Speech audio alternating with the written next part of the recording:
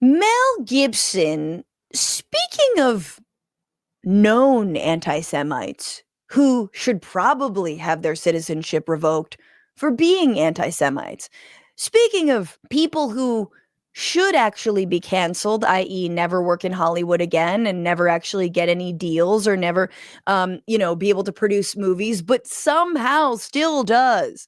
Mel Gibson, by the way, Donald Trump's Hollywood ambassador. It's sure, why not? It makes sense. And Mel Gibson is also a known domestic abuser. I believe his ex had him on tape, and he lost the ability to own a gun because of that. And as we all know, these are very important laws to prevent domestic abusers from getting guns because why? Domestic abusers kill their wives or their girlfriends or their partners, whomever, right? That's what happens. That's why trigger laws are important and trigger bans are important for around these things. It's why the girlfriend, the gun show, the girlfriend loophole or whatever it was, where people who weren't technically married were still able to get guns, even though they had histories of domestic violence. But Joe Biden helped close that girlfriend loophole. This is according to Salon. There could be no better poster boy than Mel Gibson for the wisdom of red flag laws, which allow the state, not trigger laws, red flag laws, which allow the state to remove guns from people in a mental health crisis or who are an active threat to the community.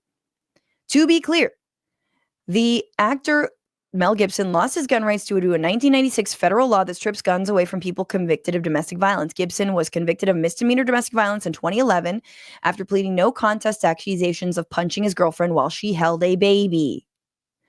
Yet Donald Trump's administration reportedly forced out a pardon attorney for the Justice Department because she refused to restore Gibson's gun rights. Quote, "This is dangerous. This isn't political. This is a safety issue," Elizabeth Oyer told the New York Times, which first reported her firing. And I wanted to go to Caitlin Collins on CNN explaining what happened. I was asked to write a memo to the Attorney General recommending that these 9 individuals get this relief that she was interested in granting to some deserving Americans.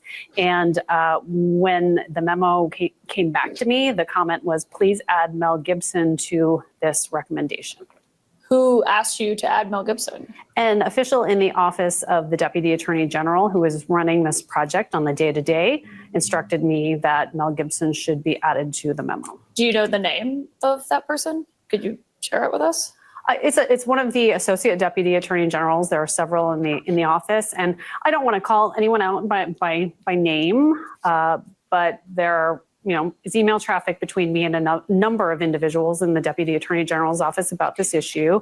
And the request was made, and I responded that I was unable to fulfill the request because I did not have enough information about Mr. Gibson to be able to recommend that, given his history of domestic violence, he should receive his gun rights back. That's something that is a public safety question. It's very dangerous to mix people with history of domestic abuse and firearms. That substantially increases the likelihood of catastrophic outcomes in domestic violence situations, and that was just not a recommendation that I could make lightly. So how long between when you sent that response saying you could not in good faith recommend Mel Gibson and the time you were fired?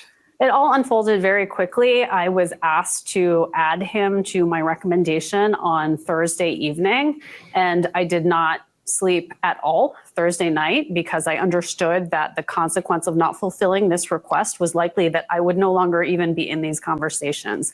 Dissent within the Department of Justice is just being aggressively silenced. People are afraid to speak up. They're afraid to object. I confided in a colleague who expressed the view that yes is really the only acceptable answer to requests that are being made by department leadership. And so I understood that the consequences were potentially serious for my career at the Department of Justice. And when I came into work on Friday morning, I said to a colleague, I really think that Mel Gibson might be my downfall. And within hours of saying that, I was being escorted out of my office. And you got this letter from with Todd Blanche's signature on it saying that you were being terminated. Yeah, I've never met Mr. Blanche, but I received that letter with his signature saying I was being terminated. That is wild, y'all. wild. And again, like, this is, our justice system is now being used to pardon emblems of toxic masculinity and emblems of DV, right? Like, these are like figureheads.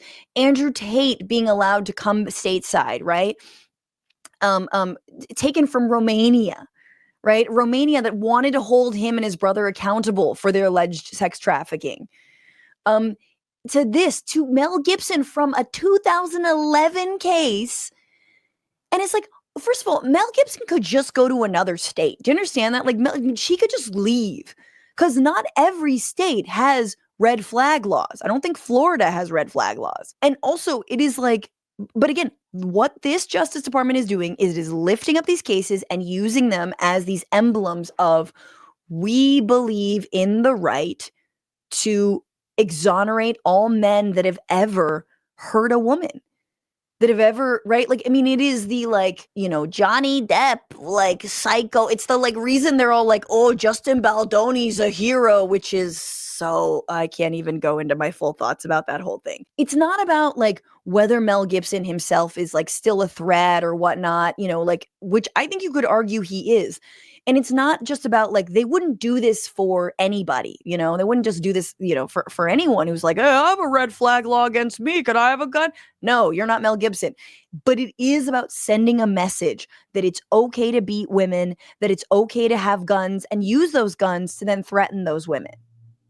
That's literally all this is. And that's fucking crazy that she lost her job because of it. Yes, 81% of Republicans believe that wife beaters should not have guns. Gibson's story illustrates why it's such a big deal. Gibson downplayed the attack on his then girlfriend as a, quote, slap. Prosecutor said he punched her hard enough to bust her teeth. But what's telling is how remorseless Gibson has been during the attack itself. He screamed that she deserved it while calling her names. Outraged, she refused to smile and blow me. What? In official court documents, he continued to insist his violence was merely an attempt to bring her back to reality. Guys, this person still works in Hollywood. He insisted his violence was, quote, merely an attempt to bring her back to reality? Excuse me? Ugh, but the Me Too movement, am I right? Am I right, everybody?